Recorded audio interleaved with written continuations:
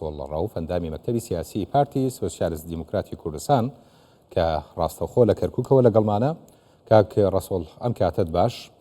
یعنی ئەم پرسە چەندین جارە لە کەرکووک دووبارە بێتەوە یعنی هەموو ساڵی ئێمە لە کاتی داچاندن و دروێنەی بەرهەمی جوتیارانە ڕۆبەڕووی کێشەیەکە بینەوە کە ڕێگریان لێ ئەکرێت کە خاچی خۆیان زەوی خۆیان مڵکی خۆیان لەو ناوچەیە بەکاربێنن بۆ حاصڵاتی خۆیان بەڵام گرفتەکە ئەوەیە یعنی ئێمە ئەوەنە بە بچووکی سێری بابەتەکە نەکەین ئێمە کێشەمان کێشەیەکی یاساییە لەو ناوچەیە یان کێشەمان لەگەڵ عەقڵیەتێکەیە کە هێشتا بە عەقڵیەتی باڵادەستی و بە کەم سیرکردنی ئەوانی تر حکومەکە لە ناوچەکە. ئەم کاتت باش ئەم کاتەی بینێرانی خۆشەویست باش دیارە کێشەی زەوی و زار لەم ناوچە جێناکۆکانە مێژوێکی هەندە دوور و درێژی هەیە ڕەنگە بە هەنگاوێک نەتوانرێت چارەسەر بکرێت. دیارە ئەو عەقڵیەتەی کە ئێستا حکوومەتی ناوەند ئەباتە ڕێوە بەپێی ئەم هەڵس و کەوتانی کە ئێستا هەیە هیچ جیاوازی نییە لەگەڵ ئەو عەقڵیەتەی کە پێشووتر لە ڕژێمی پێشووتر بۆ تەعلیب و بۆ داگیرکردن و بۆ سڕینەوەی نەتەوەکانی تر هەیە لەم ناوچانە. دیارە ئەوەی کە تازە ڕوویدا ئەم بڵێ ڕووداوانەی ڕۆژی دووشەم و کێشەی جوتیاران وەک بەڕێزیشت باست کرد ئەمە نەیەکەم کێشە دەبێ و نە دوا کێشەش لەبەرەوە هەموو کات لە کاتی دروێنە و لە کاتی خڕکردنەوەی بەرهەمەکانیان ئەم کێشانە دروست دەکەن ئەمانەش ئەتوانین بڵین بە مەبەست و بە بەرنامە ئەکرێت. لەبەرەوەی ئێمە ئەزانین لە دوای ئەو گۆڕینی دەسەڵاتی لە 2003 لەم ناوچانە ڕوویدا هیچ گۆڕانکاریەکی ئۆتۆمان نەبینین لە بواری گەڕانەوەی ماف خوراو بۆ خاوەن ماف واتە لەم ناوچانە هیچمان نەبینی ئەو بڕیارانی کە سەردەمی ڕژێمی سەدام دەرچوو کە بۆ داگیرکردنی زەوی کورد و تورکمان و دابەشکردنی بەسەر عەرەبی هاوردەدا. پاش چەندان ساڵ بەداخەوە ئەتوانین بڕین ئەم کێشانە ڕۆژ بە ڕۆژ قوڵتر دەبنەوە و ئەوەی کە ئەم جارە ڕوویدا من پێم وایە شۆڕشێکی جوتیاران بوو بۆ بەدەستێنانی مافەکانیان و توانیتیشیان ڕێگری بکەن لە سوپا و لەو هێزانی کە بوونەتە تەرەفگیرێک لەم ناوچەیە کە هەموو کات لە قازانجی نەتەوە و لە قازانجی هێزێکە دەسەڵاتیان بەکارهێناوە. باشە کاکە ڕەسۆڵ یانی ئەمانە تاکەی تێناگەنەوەی کە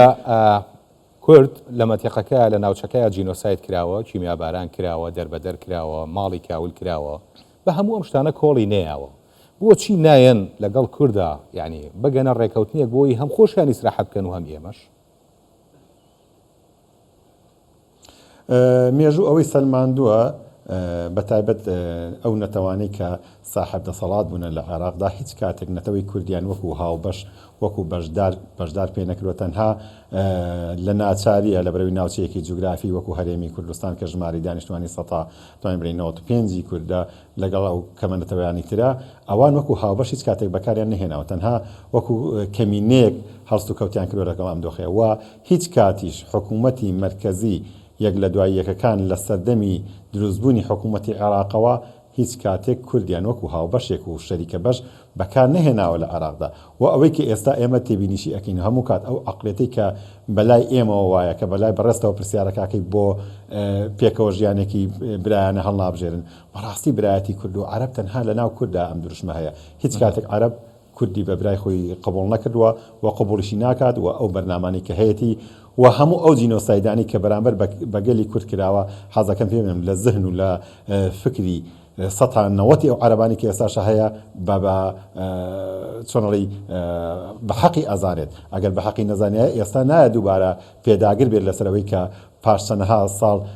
ڕازی نەبێت تەنانەت ئەو یاسانی کە سەدام بەو دیکتاتۆری خۆیەوە دەریکرد بەرامبەر بەگەلی کورد و جوتیاران ئەو دێ ئیلغای کاتەوە پاش ئەوەی یعنی ئەم جارە بە شێوەیەکی ئەتوانین بڵین یاسایش بۆ ئەتوانین بڵین زۆر بەکەمی بەرژەوەندەکانی کورد لەم ناوچانە لەگەڵ یاسا و دەستوری عێراقی یەکی گرتوەوە ئەم جارە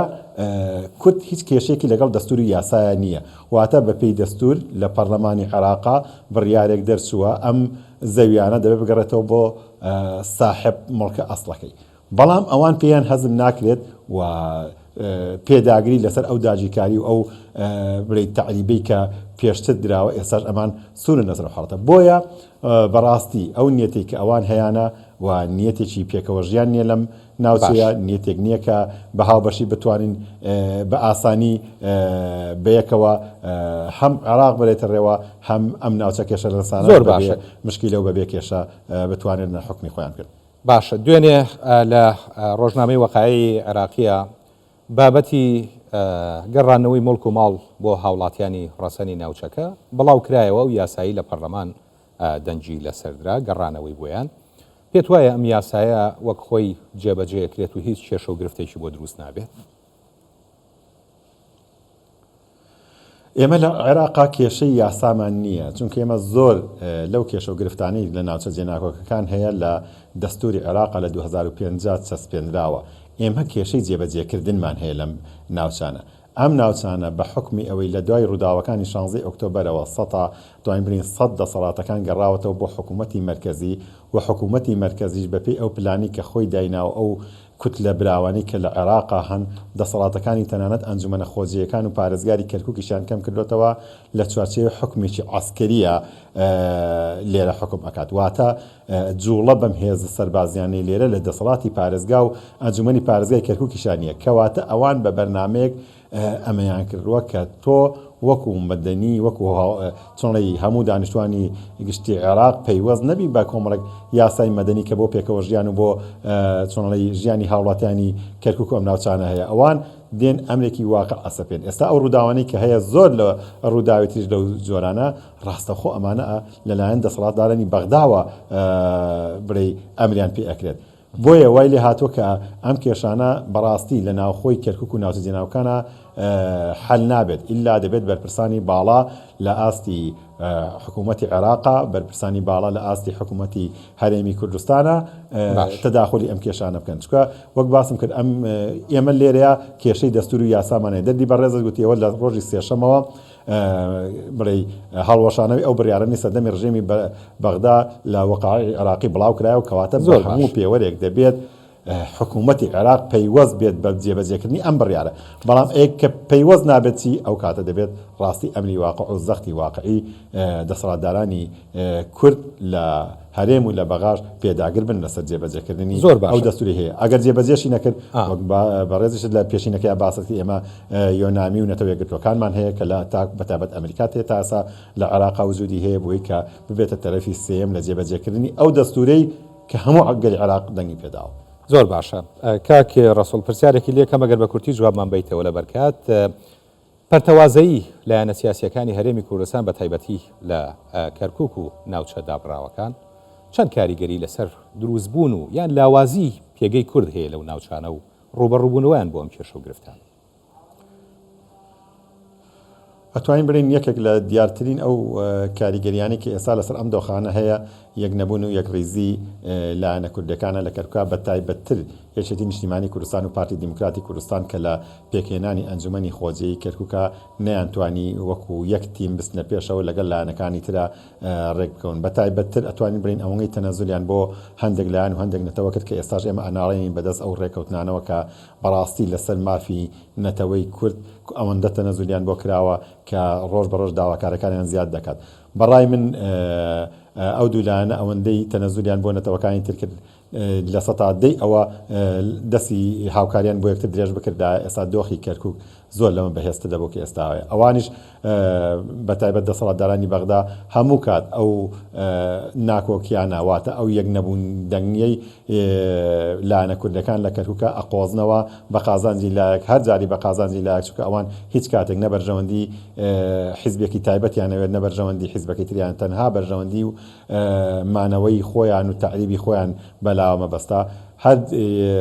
هەنگاوەکە لە هەر دۆخێکە ئەوان دێن لە قازانجی داواکاری یەکێک لە لایەنەکانە بۆی بۆ بە قازانجی خۆیان دابشکێتەوە لە کەرکووکە جێبەجێکەن بۆیە بەڕاستی قەزەی کەرکووک قەزەی خاکە قەزەی نیشتیمانە قەزەی مێژوویەکە کە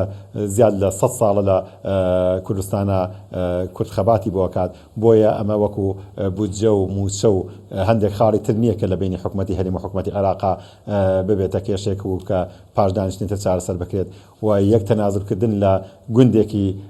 ئەم ناوچانە بەڕاستی بۆ مێژوو ئەلێم ئەبێتە لەکەیەک بە چاوی دەسەڵاتی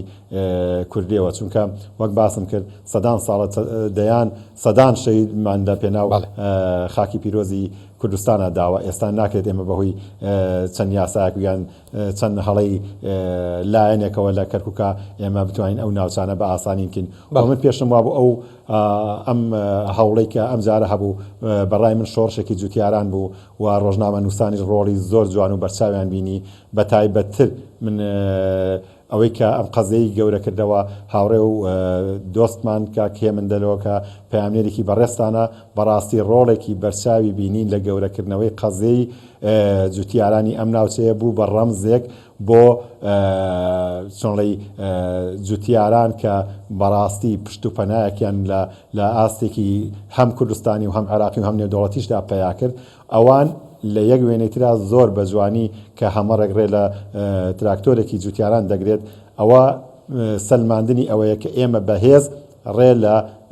بژێوی ژیانی ئێوە دەگرین چونکە هیچ جوڵەیەکیان بۆ ئەو تراکتۆرە نەهێشتۆتەوە واتە ئەم ژێشێکی ترە لە هەوڵەکانی ڕۆژنامە نووسان بەڕاستی جێی دەستخۆشیە کە ڕۆژنامە نووسان لە کەرکووکە ڕۆڵی بەرچاویان هەیە و توانیویانە قەزیەکان وەکو خۆی پیشان خەڵک بدەن چونکە ئێمە ئەوەشمان لەبیر بێت لە چەند مانگی ڕابردوودا زۆر قەزەیتر هەبووە و تەنانەت جوتیاری کوردمان دراوەتە دادگاش بەڵام لەبەر ئەوەی کە ڕۆژنامە نووسان لێ بێ ئاگابوونا نەتوان لاوە قەزەکە وەکو زۆر باشێتەوە بەڕێز ڕەسۆڵ ڕەوف ئەندامی مەکتەبی سیاسی پارتی سۆسیالیست دیموکراتی کوردستان سپاس بۆ بەڕێستان کە بە شێوەیەکی ڕاستەوخۆ لە کەرکووکەوە لەگەڵمان